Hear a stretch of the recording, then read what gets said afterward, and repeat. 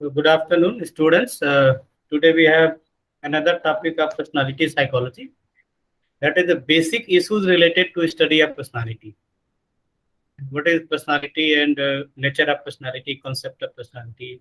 I have already discussed various definitions and how these definitions explain the nature and scope of personality psychology. Today we are going to discuss some issues that is related to study of personality in terms of research and in terms of theory both. So, as you know, uh, in personality research or any research in psychology, there is a native controversy related to nature versus nurture. And this is the oldest controversy in the psychology. This nature versus nurture controversies were proposed or coined by Sir Francis Galton regarding study of personality in terms of heredity and environment. किस प्रकार से heredity या environment का impact personality के ऊपर पड़ता है, उसकी स्टडी के लिए फ्रांसिस गाल्टन ने इस टर्म्स को यूज किया था, नेचर वर्सेस नर्चर कंट्रोवर्सी। अब हम इसमें देखते हैं कि नेचर वर्सेस नर्चर कंट्रोवर्सी में जो इम्पोर्टेंट चीजें हैं वो क्या है और किस तरह से इसमें नेचर के और नर्चर के इम्पोर्टेंस को एक्सप्लेन करने की कोशिश की गई। जीन्स को पर्सनालिटी से जो है कोरिलेट करने का प्रयास किया गया है प्रारंभ में, और इसी वजह से ये नेचर नर्चर कंट्रोवर्सी या डिबेट खड़ा होता है। ठीक है, जीन्स जैसा कि आपको पता है कि जो है तो हमारा जेनेटिक प्रीडिस्पोजिशंस होता है, या फिर कहे जो एनिमल इंस्टिंक्ट्स होते हैं, वो हमारे व्यवहार को बहुत हद तक प्रभावित करते हैं। ये जो है जीन्स का इम्पैक्ट। दूसरे रिसर्चर्स का वो क्लास है जो इस बात में भरोसा रखता है, विश्वास रखता है कि हमारा जो व्यवहार है वो किसी भी परिस्थिति में किस प्रकार का होगा वो हमारे जीन पर नहीं निर्भर करता है, बल्कि इस बात पर निर्भर करता है कि हमने उस परिस्थिति विशेष में किस प्रकार का व्यवहार करना सीखा है। ठीक है, तो जो पहली बात है वो नेचर को शो करती है और जो दूसरी बात है वो नर्चर को शो करती है। मतलब अगर हम जेनेटिकली प्रीडिस्पोज हैं किसी भी व्यवहार को करने के लिए, यानी कि हम उस परिस्थिति में वो व्यवहार करेंगे ही करेंगे अगर वो हमारे जेनेटिक फैक्टर से निर्धारित होता है, तो इसको कहते हैं नेचर। और नर्चर जो अप्रोच है वो कहता है कि हमारा जो ह्यूमन बिहेवियर है हमारे जीन से नहीं बल्कि जो इन्वायरमेंटल परिस्थितियां हैं उसमें हम व्यवहार करना सीखते हैं, और वो एक लर्न फिनोमेना है। ठीक है, तो गाल्टन ने जो है काफी काम किया हुआ है इस टेक्निक को लेकर, और इन्होंने जो है फिंगर प्रिंटिंग और वर्ड एसोसिएशन टेस्ट, इन सब की चीज़ों का इस्तेमाल करके इस नेचर के कंट्रीब्यूशन को यानी जेनेटिक कंट्रीब्यूशन को पर्सनालिटी के रिसर्च में प्रूव करने का प्रयास किया था। ठीक है, लेकिन दूसरी तरफ हमको मालूम है कि जब बच्चा पैदा होता है तो रिफ्लेक्सेस के अलावा उसके पास कुछ नहीं होता है। जैसे जैसे वो डे बाय डे बढ़ता है, ग्रो करता है, सामाजिकरण की प्रक्रिया में भाग लेता है, यानी कि एनवायरनमेंट के साथ इंटरेक्ट करता है, तो वो बहुत कुछ करना सीखता है, व्यवहार करना सीखता है, बात करना सीखता है। तो your behaviour is not govern by the gene, you can say your behaviour is govern by environment also. तो एक तरह से जब बच्चा इस संसार में आता है तो वो एक उसका जो है कहते हैं ना कि ए सोशलाइजेशन की फेज में होता है, और उसका जो माइंड होता है वो ब्लैंक स्टेट में होता है। ठीक है, तो जैसे जैसे हम उसको मॉडिफाई करते हैं, उसको नर्चर करते हैं, वो व्यवहार करना सीखता है। लेकिन जो जेनेटिक ह्यूमन जेनेटिक्स में जो रिसर्चेज हो रही हैं, अब इस तरह के नए नए जो रिसर्चेज आ रही हैं वो इस बात को भी प्रूव करते हैं कि बहुत सी चीजें हैं जो जेनेटिकली डिटरमाइंड है। बहुत सी जो आपके जैसे इनहेरेंट एबिलिटीज हैं, ट्रेट्स हैं, ठीक है, जैसे खास तौर से बॉडी का शेप, साइज, आंखों का कलर, बाल का कलर, बहुत तरह के जेनेटिकली जो है डिटरमाइंड डिसऑर्डर्स की और डिसेबिलिटीज की या फिर डिजीज की भी बात चल रही है। तो एक तरह से जो जेनेटिक टेंडेंसीज हैं, ठीक है, वो तो है। हाँ, ये है कि इन्वायरमेंटल जो एक्सपोजर होता है वो उसमें मॉडिफिकेशन करने में सक्षम है, ठीक है। तो जो नेचर थ्योरी है जिसको हम लोग हेरिडिटी कहते हैं, इसमें जो है डीएनए और उसकी जो है फिंगरप्रिंट टेक्नोलॉजी और डीएनए कोडिंग डिकोडिंग के आधार पर जो रिसर्च होती है, जिसमें आपके जीन्स के इम्पोर्टेंस को जो है ध्यान में रखते हुए इस अध्ययन किए जाते हैं। और ये देखा गया है कि व्यक्ति का जो है intelligence, personality, aggression, sexual orientation, ये सब सारी चीजें इंडिविजुअल के डीएनए से जो है कोड होती हैं या डीएनए पर कोड होती है, इनकोड होती है, ठीक है। तो बहुत हद तक इवन जो क्रिमिनल बिहेवियर्स भी हैं, इनमें भी जो है जीन्स की अवधारणा को प्रूव करने का प्रयास हो रहा है, या बहुत हद तक प्रूव भी हो चुका है कि जो है क्रिमिनल बिहेवियर्स आपके जीन्स के द्वारा निर्धारित होते हैं। दूसरा जो है, जो important issue nature nature controversy से जुड़ा है, हेरिडिटी से, वो है गे जीन का, ठीक है, जो जेनेटिक कंपोनेंट है सेक्सुअल ओरिएंटेशन का। तो ये भी एक तरह से हेरिडिटी या उसके इम्पोर्टेंस को शो करता है। जो गे, लेस्बियन है, इस तरह के जो कॉन्सेप्ट हैं जो आजकल आप सुनते हैं, ये जेनेटिकली डिटरमाइन होते हैं। ये केवल उनका सोशलाइजेशन नहीं है, ठीक है, वो उस तरह की उनकी जो है कह सकते हैं कि जेनेटिक जो है प्रीडिस्पोजिशन है। तो अगर जीन्स का रोल व्यवहार में नहीं होता, तो जो फेटर्नल ट्विंस जिनको आप जो है सेम इन्वायरमेंट में पालते हैं, ठीक है, तो फिर उनमें डिफरेंसेस कैसे होते हैं? एक भी परिवार में पाले गए बच्चे जो है अलग अलग तरह के कैसे हो सकते हैं? ये जेनेटिक्स के या जीन के हेरिडिटी के इम्पोर्टेंस को शो करता है। दूसरा जो इसमें नेचर नेचर कंट्रोवर्सी में है वो है इन्वायरमेंट। इन्वायरमेंट के इन्फ्लुएंस को भी प्रूव करने के लिए बहुत सी स्टडीज होती हैं, ठीक है, और इसमें इन्वायरमेंट का जो इम्पैक्ट है उसको प्रूव करने का प्रयास किया जाता है कि जैसे कि जो भी बच्चा आता है समाज में, ठीक है, तो कैसे उसकी अपब्रिंगिंग होती है, कैसे किस इन्वायरमेंट में वो नर्चर करता है, वो बहुत इंपॉर्टेंट है। वाटसन का नाम आपने सुना होगा, और वाटसन बिहेवियरिस्ट हैं। ये इन्वायरमेंटल लर्निंग की जो प्रक्रिया है उसको बहुत महत्वपूर्ण मानते हैं, और इन्होंने जो है डिमोन्स्ट्रेट किया था कि कैसे लर्न कर आप डरना भी सीखते हैं। आपने एल्बर्ट नामक बच्चे के ऊपर जो एक्सपेरिमेंट था वाटसन का, उसके बारे में आप जानते हैं। तो जो क्लासिकल कंडीशनिंग का कॉन्सेप्ट जो दिया गया वाटसन के द्वारा, ठीक है, कैसे जो है आप चाहे तो बच्चे को डरना भी सिखा सकते हैं।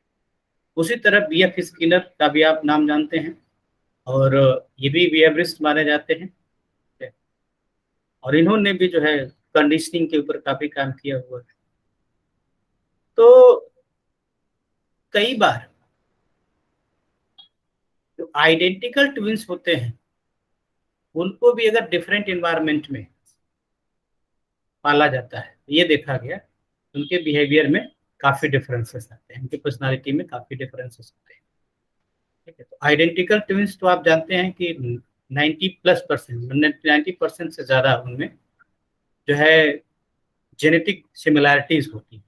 उनके व्यवहार में अगर इम्पैक्ट केवल जीन्स का होता है, तो डिफरेंट इन्वायरमेंट में उनकी रेयरिंग अपब्रिंगिंग होने के बाद उनके व्यवहार में या उनकी पर्सनालिटी में डिफरेंसेस नहीं आनी चाहिए, बट ऐसा होता नहीं।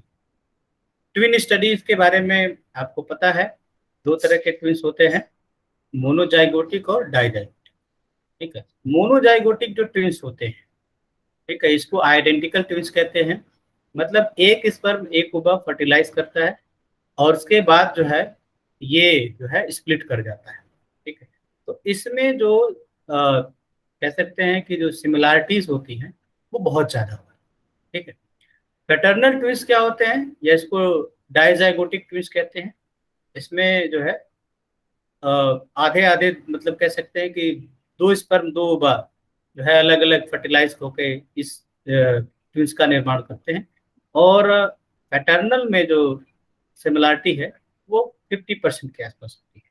ठीक है, एक स्वीडिश स्टडी जो है इसमें इसी चीज को लेके, जो एक्स्ट्रावर्जन इंट्रावर्जन न्यूरोटिसिज्म पर्सनालिटी ट्रेड्स हैं वो ट्विंस जो पेयर्स में थे उनके ऊपर इसको मापा गया। इम्पल्सिविटी ट्रेड्स और family environment socio economic status, इन सब सारी चीजों को लेकर यह अध्ययन हुआ। और इसकी जो फाइंडिंग्स आती है वो बताती है कि जो जीनोटाइप और environmental interaction both are the important for the development of the personality. ठीक है, इस ये नहीं कि केवल जो है जीन्स के द्वारा ही सब कुछ निर्धारित होता है। ठीक है, जैसे सेम जीन जीनोटाइप का बंदा भी जो है सिमिलर इन्वायरमेंट में आप देखेंगे तो सिमिलैरिटीज होती हैं उनके व्यवहार में, लेकिन जब डिफरेंट इन्वायरमेंट में होते हैं तो उनमें डिफरेंसेस पाए जाते हैं। फैमिली स्टडीज भी हैं, हालांकि जो है ट्विन स्टडी और एडाप्टेशन जो एडाप्शन स्टडीज है उनकी तरह से फैमिली स्टडीज नहीं वैलिड मानी जाती है। एडॉप्शन स्टडीज का मतलब यहाँ पर जैसे कि दो बच्चों को अलग अलग परिवार ने अडॉप्ट किया है, तो उसके आधार पर अगर सेम जेनेटिक बैकग्राउंड के हैं, सेम जीन्स हैं, तो कैसे उनके ऊपर पर्सनालिटी किस प्रकार से, इस प्रकार के रिसर्च से एडॉप्शन स्टडीज में होती है। लेकिन फिर भी फैमिली स्टडीज जो है वो हेरिडिटी और इन्वायरमेंट के जो डिबेट जो है सॉल्व करने में हेल्प करती हैं। और ख़ास तौर से जो है मेंटल डिसऑर्डर्स के डेवलपमेंट में फैमिली स्टडीज़ का रोल इम्पोर्टेंट है, कि अगर फैमिली के किसी मेंबर में अगर इस तरह का कोई डिसऑर्डर है तो उसके अगले पीढ़ी में इस बात की कितनी संभावना है। ठीक है, ये सब सारी चीज़ें फैमिली स्टडीज़ के द्वारा जो है देखने को मिलती है। ठीक है, तो जो है जो मेंटल डिसऑर्डर्स के फैमिली में जो इनहेरेंट टेंडेंसीज है, या कितना वो रिस्क है इस बात की कि वो डिसऑर्डर अगले पीढ़ी में जाने वाला है, ये सब सारी चीजें फैमिली स्टडीज के द्वारा देखने को मिलती है। ठीक है, तो एक ही फैमिली को लेकर आधार बना के इसमें अध्ययन किए जाते हैं कि इनके डीएनए का प्रोजेक्शन किस प्रकार से हो रहा है। अब देखें दूसरा जो है, ये तो हमने नेचर नेचर कंट्रोवर्सीज की बात की, जो बहुत इंपॉर्टेंट था कि which one is more important, environment या हेरिडिटी। तो दोनों तरह के रिसर्चेज हैं, दोनों ही अपने अपने सपोर्ट के लिए जो है डेटा आंकड़े पेश करते हैं। और लास्टली कंक्लूजन में हम यही कहते हैं कि नेचर नेचर कंट्रोवर्सी जो है रिसर्च के साथ शुरू हुई है और ये एंड तक चलने वाली प्रक्रिया है, ये कभी भी रिजॉल्व नहीं हो सकती है। दूसरा पर्सन सिचुएशन कंट्रोवर्सी है, और पर्सन सिचुएशन जो डिबेट है ये वाल्टर मिशेल के द्वारा जो है दिया गया। इन्होंने एक बुक लिखी थी 1968 में, पर्सनालिटी एंड असेसमेंट। उसमें इन्होंने इस बात का जिक्र किया था, वो ट्रेड को लेकर जो है ज़्यादा परेशान थे। मैं भी वाल्टर मिशेल आपको पढ़ा भी दिए गए हूँ। मिशेल जो है कहते हैं कि trades they do not predict the actual behaviour. आपका जो व्यवहार है कि ट्रेड्स की जो डेफिनेशन है वो यही करती है। ट्रेड्स ट्रेड्स क्या है, रिलेटिवली परमानेंट डिस्पोजिशन, तो स्टेबल डिस्पोजिशन आफ्टर पर्सनालिटी। तो ट्रेड्स जो है एक तरह से आपके व्यवहार को प्रेडिक्ट करने चाहिए, क्योंकि मिशेल कहते हैं कि ट्रेड्स व्यवहार को प्रेडिक्ट नहीं करते। ठीक, अगर ट्रेड्स हैं तो व्यवहार में जो है सिमिलैरिटीज होनी चाहिए, कंसिस्टेंसी होनी चाहिए। डिफरेंट सिचुएशंस में।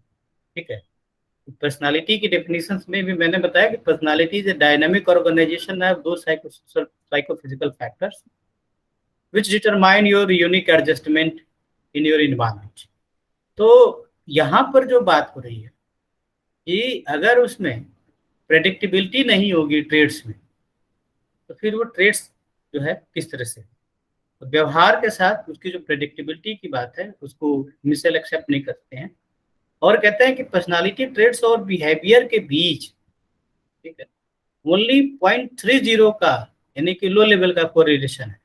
इस अगर कोई ट्रेट है और उसके अनुसार अगर आप प्रेडिक्ट करते हैं कि गिवन सिचुएशन में किस प्रकार का व्यवहार करेगा व्यक्ति, तो उसमें जो है संबंध केवल 0.3%, मतलब कि 0.7% एरर है। तो ट्रू वेरिएंस इज ओनली 9%, 0.3 ये कोरिलेशन है, only 9% and 91% is error. So it is a very difficult to assume that traits are the real predictor of your behavior. जो क्रॉस सिचुएशनल कंसिस्टेंसी है बिहेवियर की वो भी 20 से मतलब 0.2 से 0.3 ये कोरिलेशन की मैं बात करता हूँ। तो इस आधार पर मिशेल कहते हैं कि जो है पर्सनालिटी ट्रेट्स की तुलना में सिचुएशन परिस्थितियां जो है व्यवहार के प्रेडिक्शन का ज्यादा वैलिड आधार है। ठीक है,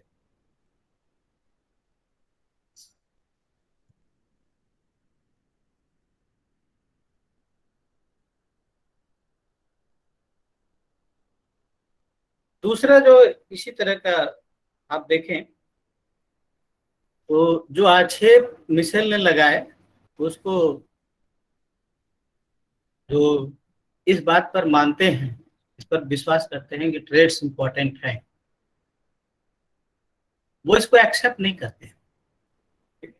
मिशेल के आरोपों को कहते हैं वो जो इसके ट्रेड्स सपोर्टर हैं या जो ट्रेड्स के को जो मानने वाले रिसर्चर्स हैं, आलपोर्ट है, कैटल है, वो कहते हैं कि ऐसा कुछ नहीं है।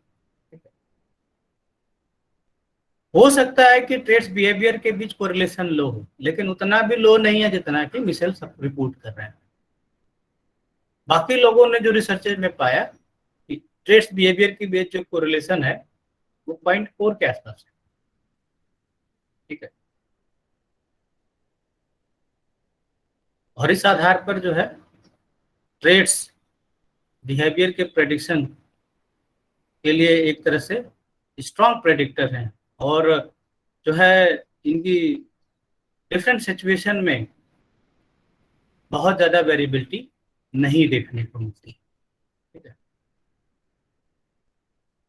मिशेल के अपोजिट ही एप्स्टीन का व्यू है और ये कहते हैं कि जैसा मिशेल मानते हैं वैसा नहीं है, ट्रेड्स केवल सिंगल बिहेवियर को प्रेडिक्ट नहीं करता है। ठीक है, वो एग्रीगेट बिहेवियर को, तो एक ट्रेड से व्यवहार का एक समूह निर्धारित होता है और जो मिशेल ने जो अध्ययन किए थे वो सिंगल फैक्टर्स को लेकर, सिंगल बिहेवियर्स को लेकर। तो इस तरह के जो कंट्रोवर्सीज है वो पर्सन सिचुएशन के रिसर्च को लेके हैं। अगर आप देखें तो बिहेवियरल कंसिस्टेंसी कंट्रोवर्सी है वो ट्रेड अप्रोच जो कि इंटरनल स्टेबल फोर्स के रूप में देखा जाता है और जो दूसरा जो व्यू है कहता है कि सिचुएशन इंपॉर्टेंट है। ठीक है, तो ऑब्वियसली दोनों का इंपॉर्टेंट रोल है। Your behaviour is not only determined by the trade, that is also determined by the situation. ये कंट्रोवर्सी का, इस कंट्रोवर्सी का एक तरह से ये बैलेंस व्यू यही हो सकता है।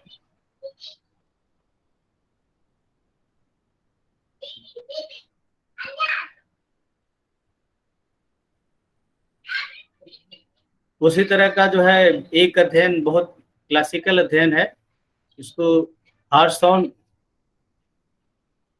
एंड मे ने 1928 में कंडक्ट किया था, जिसमें बच्चों की ऑनेस्टी पर उन्होंने किया था और उन्होंने बच्चों को कहा था कि जो है अलग अलग सिचुएशंस में आपको जो है you have chance to behave dishonestly and that too without getting detected।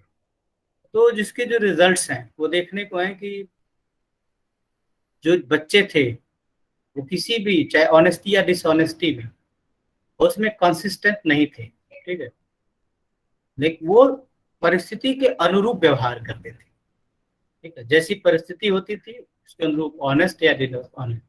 मतलब आपने कहा कि आप डिसऑनेस्टली कर सकते हैं, तो वहां जब जहां उनको लगा कि कोई खतरा नहीं है तो वो ऑनेस्ट थे, जहां लगा कि खतरा है तो वो डिसऑनेस्टी से करते। तो ये ज्यादा इंपॉर्टेंस हो जाता है कि हम ट्रेड्स की तुलना में जो सिचुएशंस है उसके अनुरूप जो है व्यवहार करना ज्यादा सीखते हैं।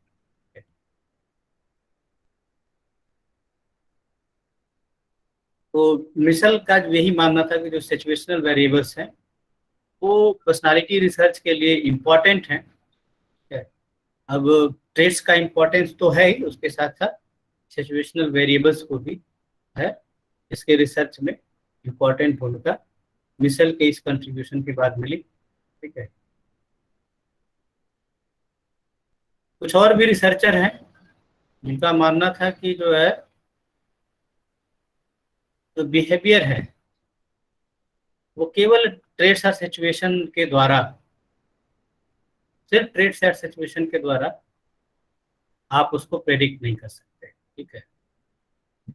किसी भी बिहेवियर को प्रेडिक्ट करने के लिए ट्रेड्स के साथ साथ सिचुएशन के इंटरेक्शन को या कॉम्बिनेशन को ध्यान में रखना पड़ता है, ठीक है। तो इस इंटरेक्शनिस्ट अप्रोच पर भी काफी रिसर्च चल रही है, नए नए सिद्धांत अभी डेवलप हो रहे हैं। ये तो दो कंट्रोवर्सीज हुई, एक जीन और नेचर नर्चर की, दूसरी बिहेवियरल कंसिस्टेंसी मतलब ट्रेट और बिहेवियर की, और तीसरी जो कंट्रोवर्सी है पर्सनालिटी रिसर्च से रिलेटेड वो है nomothetic approach versus idiographic approach. Nomothetic और आइडियोग्राफी के दो अप्रोच है पर्सनालिटी के अध्ययन के, ठीक है। ये जो नोमोथेटिक अप्रोच है वो पर्सनालिटी को जो है एक कांस्टेंट हेरिडिटरी और रेजिस्टेंस टू चेंज के रूप में देखता है, जिसमें एनवायरनमेंट का इन्फ्लुएंस कम है, यानी कि ये एक तरह से जेनेटिक्स के जो पॉइंट ऑफ व्यू से ज्यादा इस पर फोकस करता है, ठीक है। तो इस हिसाब से अगर आप देखें तो जो नोमोथेटिक अप्रोच है वो हर व्यक्ति की जीन्स अलग होते हैं इसलिए वो यूनिक होता है, तो यूनिकनेस ऑफ द इंडिविजुअल पर ज्यादा फोकस करता है, ठीक है। और आलपोर्ट ने इस अप्रोच को आइडेंटिफाई किया था। तो नोमोथेटिक अप्रोच है, इसमें जो रिसर्चेज होती हैं वो क्वांटिटेटिव रिसर्च मेथड जैसे सेल्फ रिपोर्ट, क्वेश्चनर, इसके द्वारा जो है behavioural universality of the behaviour को इस्टेब्लिश करने का प्रयास किया जाता है।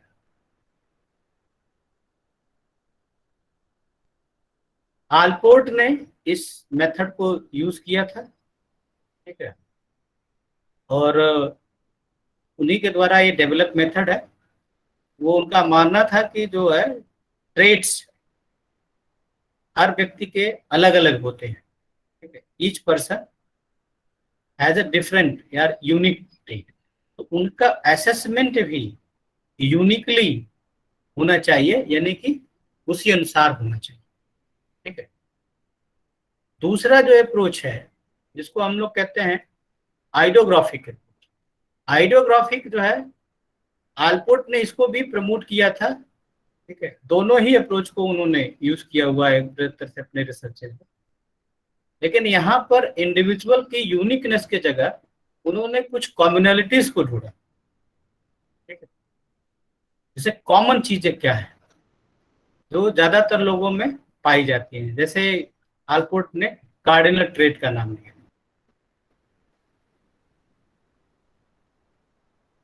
तो कार्डिनल ट्रेट्स जो है अगर प्रेजेंट होते हैं तो वो जो है एक प्रकार से जो व्यवहार आपका इंडिविजुअल का व्यवहार है उसमें वो एक तरह से देखने को मिलते हैं।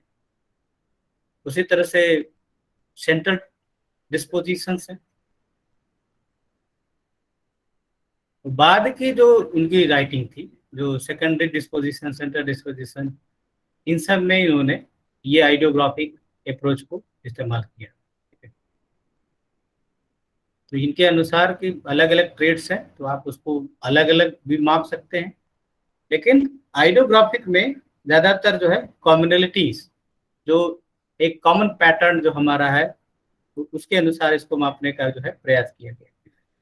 बेसिक डिफरेंस क्या है नोमोथेटिक और आइडियोग्राफिक में, कि जो मेथड्स है वो काफी डिफरेंट है। नोमोथेटिक में एक्सपेरिमेंट, कोरिलेशन, साइकोमेट्रिक टेस्टिंग और अदर क्वालिटेटिव मेथड्स यूज की जाती है, ठीक है। जबकि आइडियोग्राफिक जो मेथड्स हैं वो case study, informal interview, unstructured observation and other qualitative methods इसमें इस्तेमाल किए। तो ये दो अप्रोच है नोमोथेटिक वर्सेस आइडियोग्राफिक जो इस पर्सनालिटी में यूज किए जाते हैं। क्रॉस कल्चरल इशूज बहुत हद तक जो है आपके पर्सनालिटी की रिसर्च में इम्पॉर्टेंट रोल प्ले करते हैं, क्योंकि पर्सनालिटी का जो डेवलपमेंट है वो सोसाइटी और कल्चर से एकदम भिन्न नहीं होता है, बल्कि जो जिस कल्चरल कॉन्टेक्स्ट में आप होते हैं उसके अनुसार आपकी पर्सनालिटी डेवलप होती है। और कल्चर के टर्म में खासतौर से इंडिविजुअलिस्टिक और कलेक्टिविस्टिक जो कल्चर्स हैं उनको लेकर रिसर्चेज हो रही है। इंडिविजुअलिस्टिक सोसाइटी जो जिसमें व्यक्ति प्रधान होता है, और खासतौर से जो वेस्टर्न सोसाइटी है ज्यादातर आपकी, वो इंडिविजुअलिस्टिक है, ठीक है, जो वेस्टर्न सोसाइटी है। और जो कलेक्टिविस्टिक में वो एशियन सोसाइटी जैसे इंडिया है, पाकिस्तान है, आप चाइना है, नेपाल है, इवन जापान भी कलेक्टिविस्टिक में आता है। तो इन इंडिविजुअलिस्टिक और कलेक्टिविस्टिक सोसाइटीज के जो है डिफरेंसेस पर्सनालिटी रिसर्च में देखने को मिलते हैं। जैसा कि आपको पता है कि जो मैंने भी सोशलाइजेशन की जो बात की थी, तो ऑब्वियस सी बात है कि सोशलाइजेशन की प्रक्रिया कल्चरल कॉन्टेक्स्ट में ही होती है। Your value and belief system, तो जो इनहेरेंट वैल्यू बिलीफ सिस्टम आप सीखते हैं परिवारों से, ठीक है, उसी के आधार पर आपकी पर्सनालिटी डेवलप होती है। बहुत तरह के जो है पर्सनालिटी के रिसर्च है जो कल्चरल कॉन्टेक्स्ट को ध्यान में रख के किए गए हैं। इवन बिग फाइव को लेकर भी काफी काम किया गया है। अब जो इसमें चौथा जो कंट्रोवर्सी है वो पर्सनालिटी ट्रेट्स एंड डायमेंशंस को लेके, ठीक है। आपको पता है कि बहुत से लोगों ने तमाम तरह की पर्सनालिटी ट्रेट्स के जो है ऊपर रिसर्च किया, जिसमें आलपोर्ट और कैटल का नाम बहुत प्रमुखता से लिया जाता है। लेकिन इन्हीं ट्रेट्स को जो है कंबाइन करके कुछ लोगों ने उसके डायमेंशंस बनाए और कहा कि जो है ये dimensions are more important than the traits. जैसे अगर आप आइजेन को देखते हैं, मैक्रे कोस्टा को देखते हैं, तो इन लोगों ने जो है पर्सनालिटी ट्रेट्स की तुलना में डायमेंशन को ज्यादा फोकस किया, ठीक है।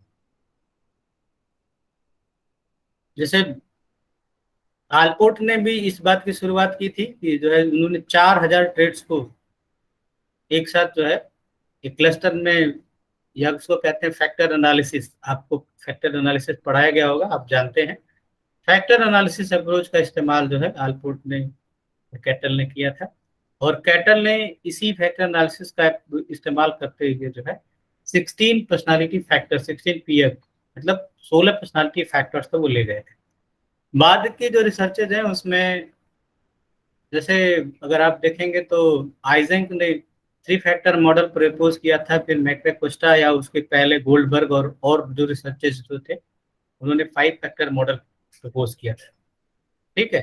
तो अब इसमें इसमें भी कंट्रोवर्सी है कि which one is the best, big 3, big 5 और बिग 1। एक हेक्सागोनिक पर्सनालिटी भी है इसी में, वो 6 पर्सनालिटी ट्रेट्स की बात करते हैं। और अब ये आ रहा है कि ये 5 या 6 या 3 ये हैं, या जो है सुपर बिग 1। अब अगर आप आइजेंक को देखते हैं तो आइजेंक ने जो 3 पर्सनालिटी फैक्टर्स बताए थे, डायमेंशन बताए थे, जैसे इंट्रावर्जन एक्स्ट्रावर्जन का उन्होंने बताया। तो अब वो इंट्रावर्जन एक्स्ट्रावर्जन को उन्होंने करीब 9 सब फेसेट्स उसके या फेसेट्स बताए थे। तो एक तरह से उन्होंने भी जो है 27 कुल टोटल फेसेट्स की चर्चा ये आइजेंक भी करते हैं।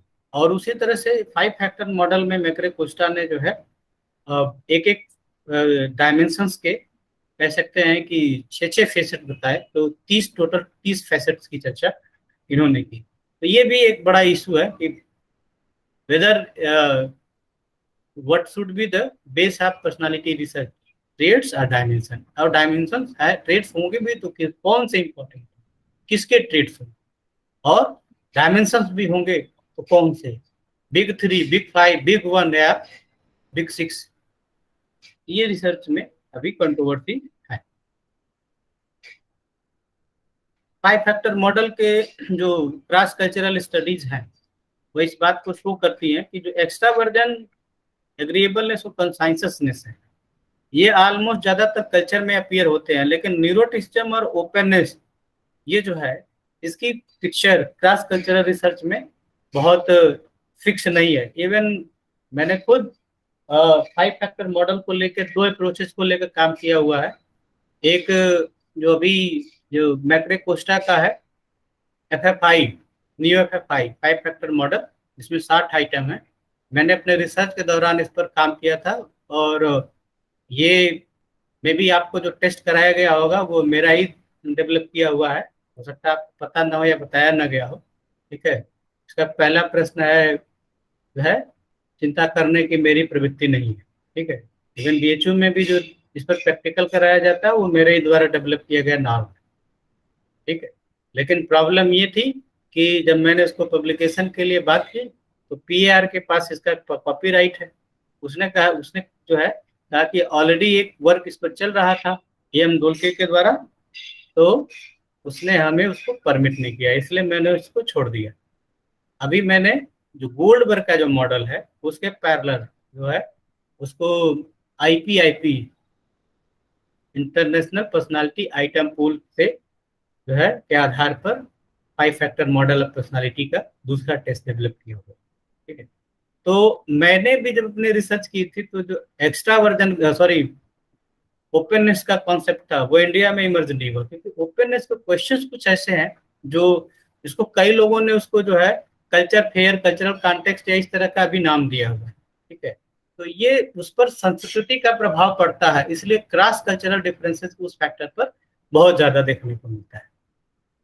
सर जी बताएं। सर मैं ये पूछना चाह रहा था कि क्या हमारे पास हिंदी लैंग्वेज में कोई ऐसा आइटम पूल है पर्सनालिटी ट्रेट्स का जिसके हाँ, यूज करके हम लोग। Okay sir. नहीं समझ पाया क्वेश्चन, क्या पूछा है?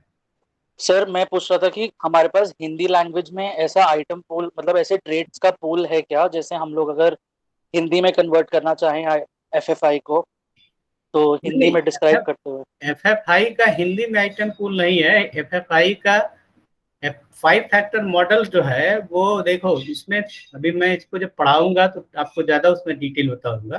5 फैक्टर मॉडल पढ़ाना है, इसमें 3 अप्रोच है। एक गोल्डबर्ग का है, एक मैक्रे कोस्टा का है, और एक जो है ओलाइफ पी जॉन का है। तीनों ने, ओलाइफ पी जॉन ने बिग 5 इन्वेंट्री डेवलप की हुई है, मैक्रे कोस्टा ने नियो डेवलप की हुई है, और गोल्डबर्ग का ओपन सोर्स है। ठीक है, तो जॉन का भी आपको मिल जाएगा, लेकिन मैक्रे कोस्टा प्रोफेशनली ये सब ज्यादा काम किए हुए हैं। ठीक है, तो इनका सब ज्यादातर कॉपीराइट मटेरियल है। तो हिंदी में कोई पूल नहीं है, लेकिन क्वेश्चनर्स हैं, दोनों के क्वेश्चनर्स हैं, मेरे खुद के किए हुए काम। ठीक है, ओके सर, ओके सर। मैंने गोल्डबर्ग वाले मॉडल पर भी काम किया है, और मैक्रे कोस्टा पर भी। मेरी रिसर्च मैक्रे कोस्टा को लेके थी, लेकिन वो पब्लिक डोमेन में मैं पब्लिक नहीं कर सकता, क्योंकि इंडिया में लोग यूज भले करते हैं। ठीक है, इवन BHU में यूज होता है, आपके DAB में भी प्रैक्टिकल कराया गया होगा, तो मोस्ट प्रोबेबली वही होगा हिंदी में जो आपको दिया गया होगा। ठीक है, और उसका मैनुअल जो डेवलप किया हुआ है वो मैंने मैनेजर्स के ऊपर काम करके डेवलप किया है। ठीक है, तो वो मैनेजर्स का डेटा है बेसिकली, लेकिन जब वो कॉपीराइट परमिशन नहीं मिली हमको पब्लिश करने के लिए, तब मैंने उसको छोड़ दिया। मैं अब उस पर काम नहीं करता। ठीक है, लेकिन लोगों को वही है ना कि यहाँ पर तो चल रहा है तो चल रहा है, कॉपीराइट का कोई मतलब तो होता नहीं है आपके हिंदुस्तान में। तो यस सर। मैंने जो है गोल्डबर्ग वाला फिर से डेवलप किया हुआ है। ठीक है, और उस पर काफी मैंने कह सकते हैं कि उसका नॉर्म्स वगैरह सब डेवलप हो गया है। थोड़ा क्वेश्चंस लिखने की भिन्नता है, आइटम्स में भी भिन्नता है। मैक्रे कोस्टा में 60 आइटम है, यहाँ पर 50 आइटम है। ठीक है, पॉजिटिव नेगेटिव की का भी डिफरेंस है, तो वो सब चीजें हैं, डिफरेंसेस हैं। तो गोल्डबर्ग का चूंकि काम पब्लिक डोमेन में था, उसमें कॉपीराइट इशू नहीं था, इसलिए मेरा दूसरा इस पर जो स्केल है आइटम मतलब क्वेश्चन आ रहा है वो कंप्लीट हो गया है, अभी पब्लिश नहीं हुआ है। ठीक है, तो पब्लिक डोमेन में भी नहीं गया है, बट वी आर यूजिंग। ठीक है, ओके सर, ओके। तो चाहिए किसी को तो आई विल शेयर दैट। ठीक है, अगर आपको चाहिए तो आपको मैं शेयर कर सकता हूँ जस्ट, क्योंकि अभी तो पर्सनालिटी में आपको प्रैक्टिकल तो करा दिया गया होगा, तो अभी मैं शेयर करूंगा तो कंफ्यूजन हो जाएगा। आपको जिसको चाहिए वो मुझसे पर्सनली ले सकता है। Okay sir, okay, thank you sir. जो गोल्डबर्ग का मॉडल है, मैग्रे कोस्टा वाला भी मेरे पास है, वो तो मेरा ही दोनों ही है, उसमें कोई उसे नहीं, लेकिन मैं उसको न रिकमेंड करता हूँ न यूज करता हूँ।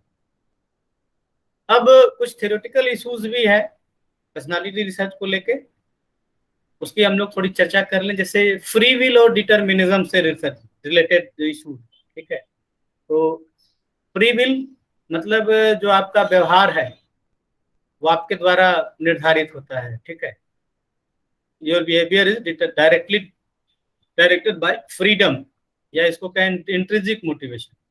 ठीक है, नेचर, या फिर किसी बाहरी फोर्स के द्वारा। तो बहुत तरह के, जैसे आप देखेंगे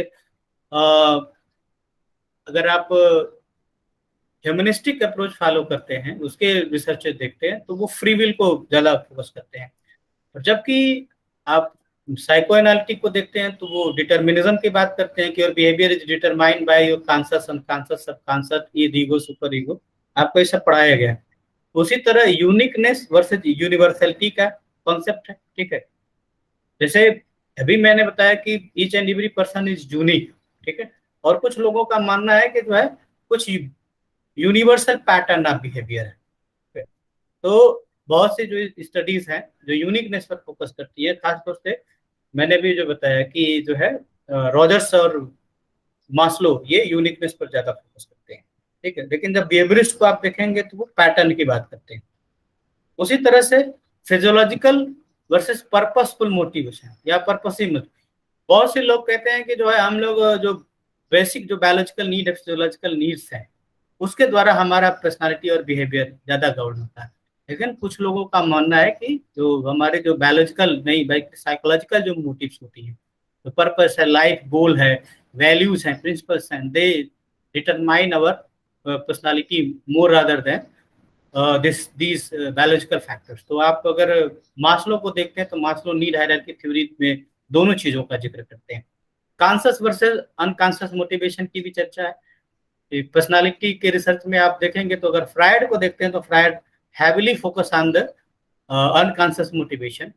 ठीक है, लेकिन युंग ही कॉन्शियस पे इंपॉर्टेंस को ज्यादा शो करते हैं, अनकॉन्शियस पर कम फोकस करते हैं, और जैसे जैसे हम आगे जाते हैं अनकॉन्शियस के इंपॉर्टेंस को कम किया गया है। उसी तरह से स्टेज और non stage theories of development है। आप फ्रायड को देखेंगे, फ्रायड ने भी स्टेज डेवलपमेंट की बात की है, एरिक्सन स्टेज डेवलपमेंट की बात करते हैं। ठीक है, लेकिन ज्यादातर जो कॉग्निटिव थ्योरिस्ट हैं, ठीक है, वो बहुत ज्यादा इस स्टेज मॉडल की जो है बात नहीं करते हैं कि मतलब डिफरेंट डिफरेंट स्टेजेस से होकर ऐसा कोई जो है डेवलपमेंट नहीं होता है। Cultural determinism versus cultural transcendence की बात होती है। ठीक है, तो बहुत से लोगों का मानना है कि जो है हमारी पर्सनालिटी कल्चर के द्वारा मोल्ड होती है, उसके द्वारा निर्धारित होती है। ठीक है, और लेकिन दूसरे तरह के जो लोग हैं वो कहते हैं कि जो है ये कल्चर के द्वारा निर्धारित ही नहीं होती है, ये हमारा कल्चर ही सब कुछ इसमें। ठीक है,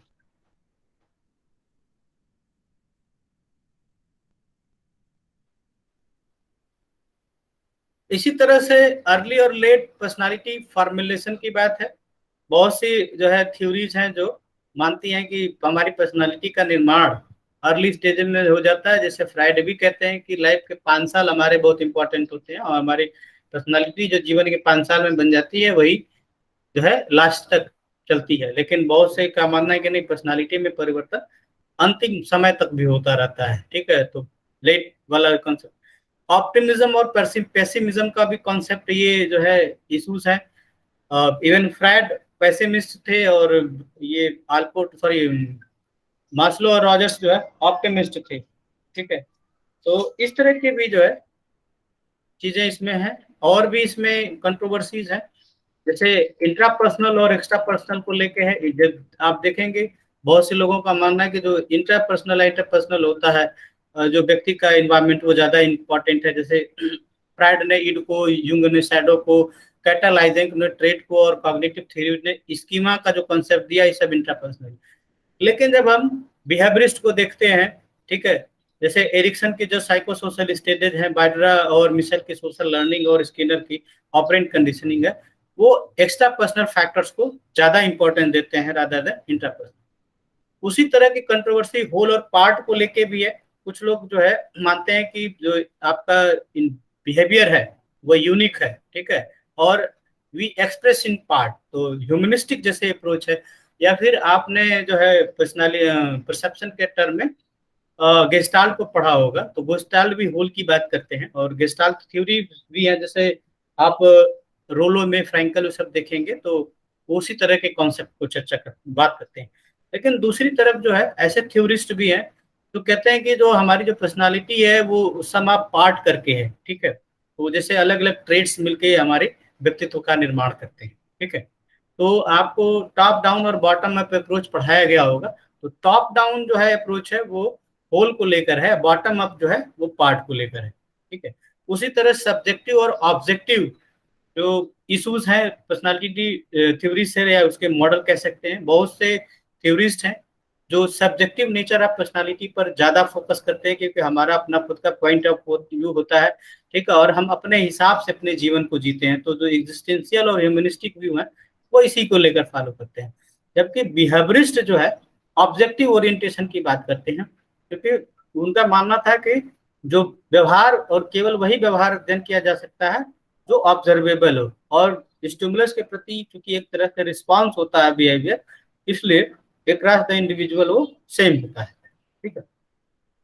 उसी तरह feeling versus thought versus action को लेके भी कंट्रोवर्सीज है, और ये इश्यूज हैं। बहुत से लोगों ने फीलिंग को इम्पोर्टेंस दिया है अपने रिसर्चेज में, जैसे फ्रायड और यूंग है।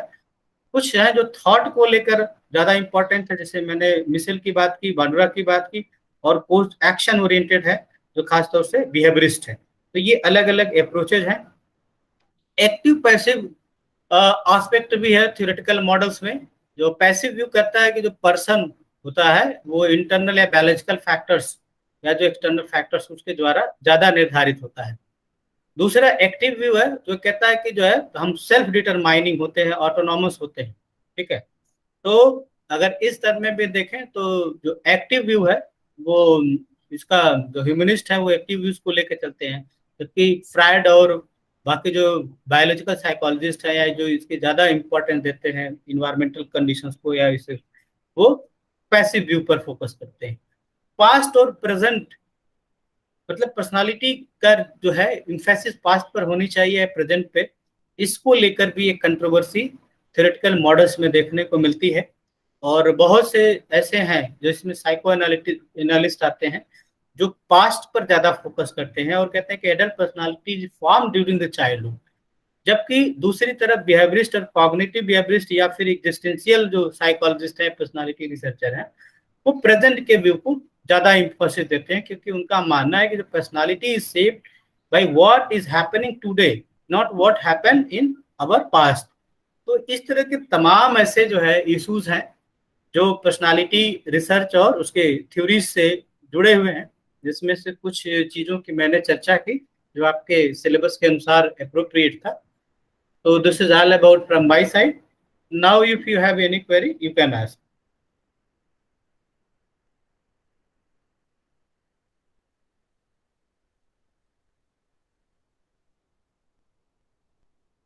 कोई प्रश्न आपको, कोई जिज्ञासा अगर है तो आप पूछ सकते हैं।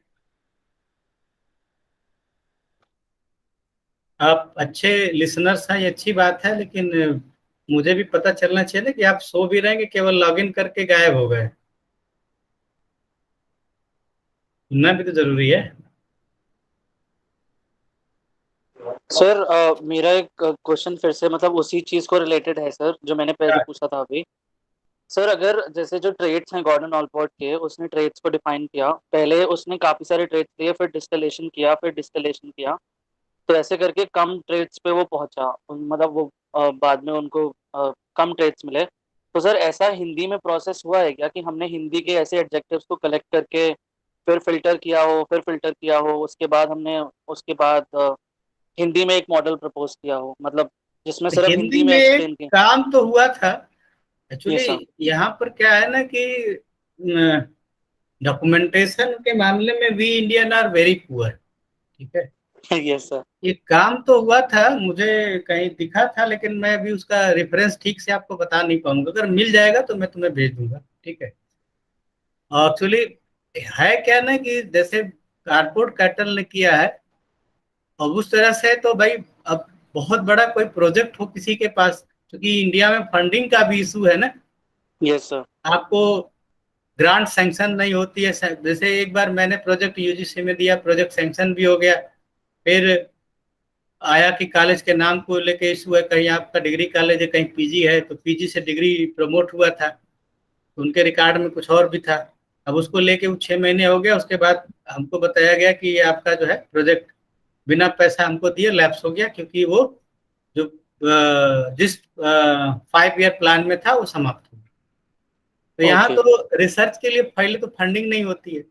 अब इस तरह के काम के लिए कोई मेगा प्रोजेक्ट इस तरह का करोड़ों का प्रोजेक्ट फंड हो तो जाके काम हो सकता है, क्योंकि हमें जो एडजेक्टिव्स ढूंढने हैं वो कहाँ ढूंढने हैं, ये बहुत इंपॉर्टेंट चीज है।